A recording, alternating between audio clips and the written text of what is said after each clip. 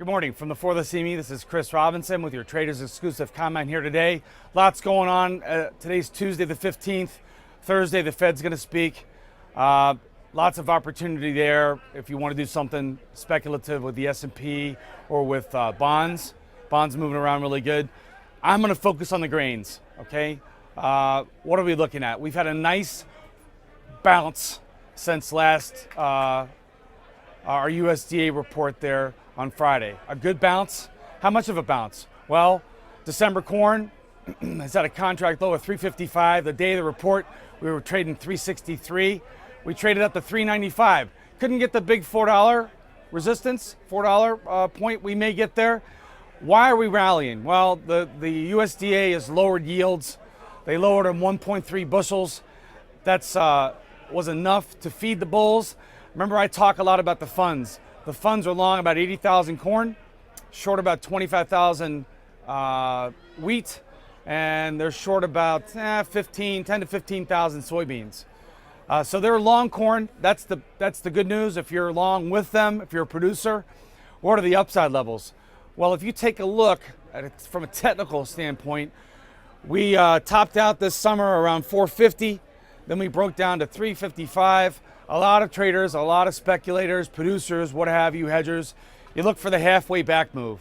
That currently in December corn is 406.5. Will we get there? It's anybody's guess. We got the 395 today. $4 is going to represent a big psychological point.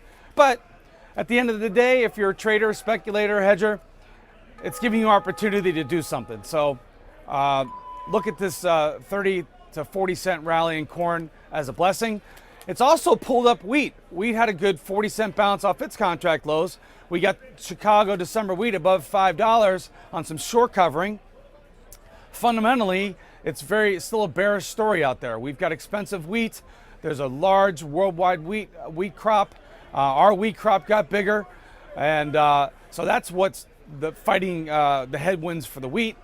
Soybeans, the information that came out on the last crop report, it was pretty bearish. There's still a large carry out there. They lowered yields a little bit, but they didn't lower them that much to change things. I think we're still looking around that 46 plus or minus 2 or 3 tenths there, 46 bushel an acre yield for soybeans. So wrap it up with a ball of wax, put a bow on it. A good bullish rally. Are we going to extend it? It's probably going to be really in the hands of corn. Watch that carefully. Watch the funds carefully. But we have had a good 40 cent bounce in all of the grains from recent contract and 5-year lows. It's giving you an opportunity. If you think it's going to go higher, look for a pullback to buy. If you think it's topping out, look for an area where you want to sell it. And at the end of the day, you've got to have a plan no matter what you're doing. Doesn't matter if you're selling it or buying it. You've got to know that if your plan goes awry, you've got an escape clause. From the For the See Me, this is Chris Robinson. Hope you're having a good day.